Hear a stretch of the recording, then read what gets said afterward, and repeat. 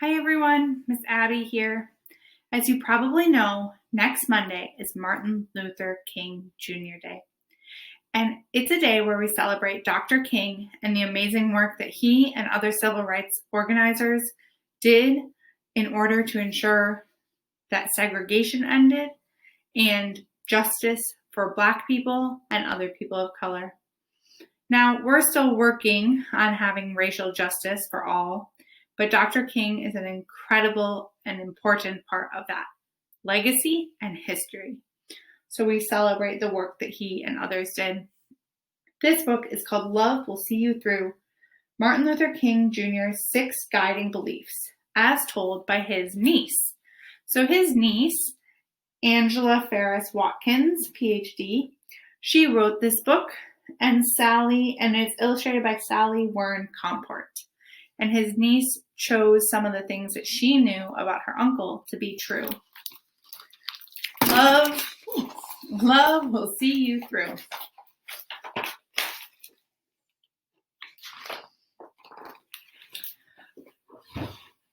Martin Luther King Jr.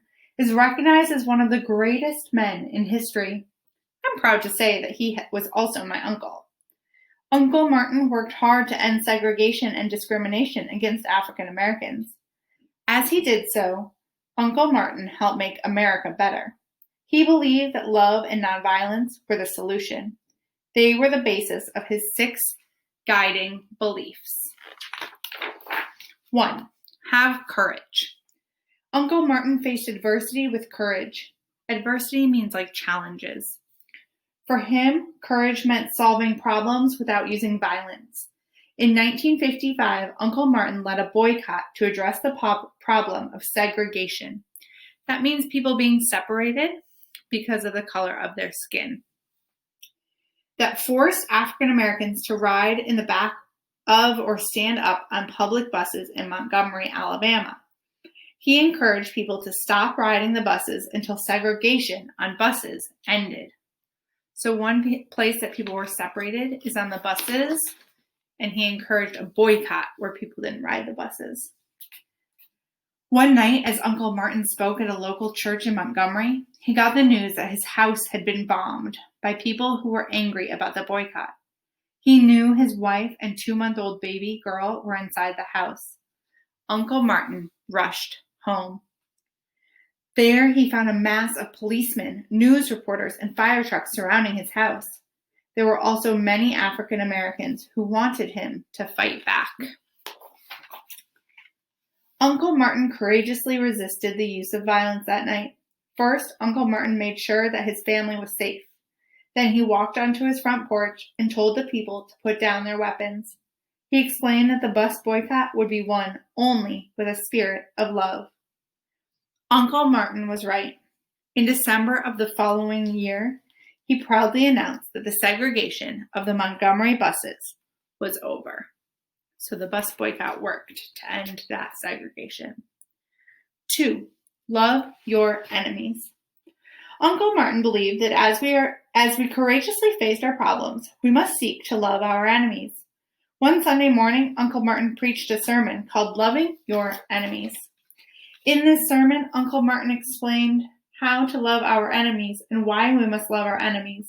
He said that first we must make sure that we have love in our hearts. Then we should realize that there is good and bad in everyone. Uncle Martin said that we should find the good in our enemies and love that part of them. He also said that the more people hate, the more we will all live in a world filled with hate. Hate eventually destroys the spirit and the mind of the person who holds it, but love makes everyone stronger. 3. Fight the problem, not the person who caused it. Uncle Martin fought his problems without fighting people. He believed that if you love your enemy, you can focus all your energy on solving the problem. Just before Easter Sunday in 1963, Uncle Martin went to Birmingham, Alabama to stop segregation against African Americans in stores and restaurants there. He was arrested and put in jail for protesting. As he read the local newspapers, he discovered a letter by some of his fellow preachers and pastors. In it, they said that his protests in Birmingham were untimely and that he should back away.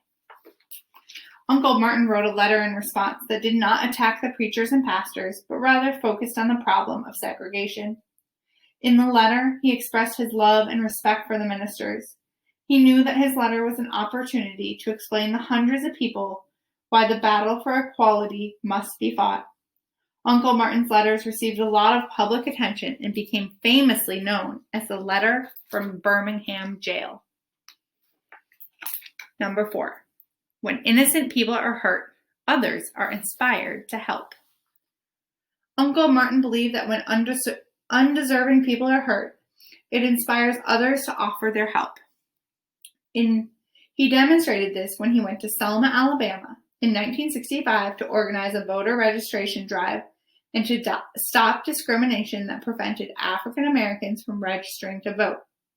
After Uncle Martin successfully registered to vote at a local Selma hotel, a white man attacked him because he didn't want African Americans to vote. Many of the people who fought for the voting rights of African Americans were also beaten as they marched and protested. When the world saw the cruelty and hatred, they witnessed the real evil behind discrimination. Across the country, people stepped forward to offer their help.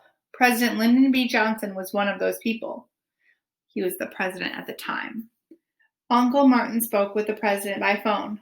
Later that year, President Johnson signed the Voting Rights Act, which outlawed discrimination in voter registration throughout the United States.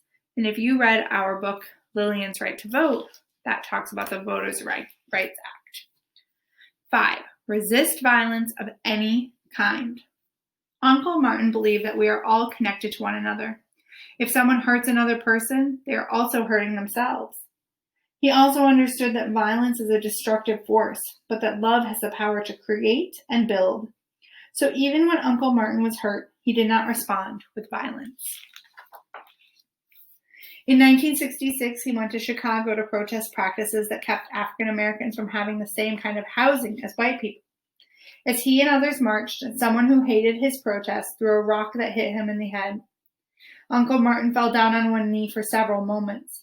He didn't yell out, throw the rock back, or encourage his supporters to fight back. He knew that responding with violence would destroy his chances of creating better housing for African Americans. Uncle Martin got back up and continued the march. With a spirit of love, he stayed focused and kept working. Later that year, the Real Estate Board, Housing Authority, and banking institutions of Chicago all agreed to stop housing discrimination toward African Americans. And last one, 6. The universe honors love. Uncle Martin believed that a higher force in the universe honors us when we use love. He put a lot of love into the universe, and the universe honored him by giving him the power to achieve great things. Although he lived his life in constant danger, he refused violence because he knew love would prevail. Though Uncle Martin was killed by an act of violence, people have honored his legacy of love. The name Martin Luther King Jr. is recognized all over the world. A national holiday is named for him, that's on Monday, and celebrated every year. Countless city streets are named after him. All over the world, buildings and memorials stand in tribute to him. But more important than any of that, America is a better place because of Uncle Martin. Uncle Martin was a man of peace. Love was his way of life. Uncle Martin's 6 guiding beliefs teach us that love has power. His life was proof of that. Love will see you through.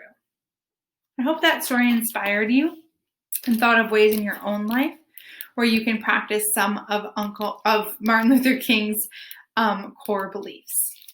Bye.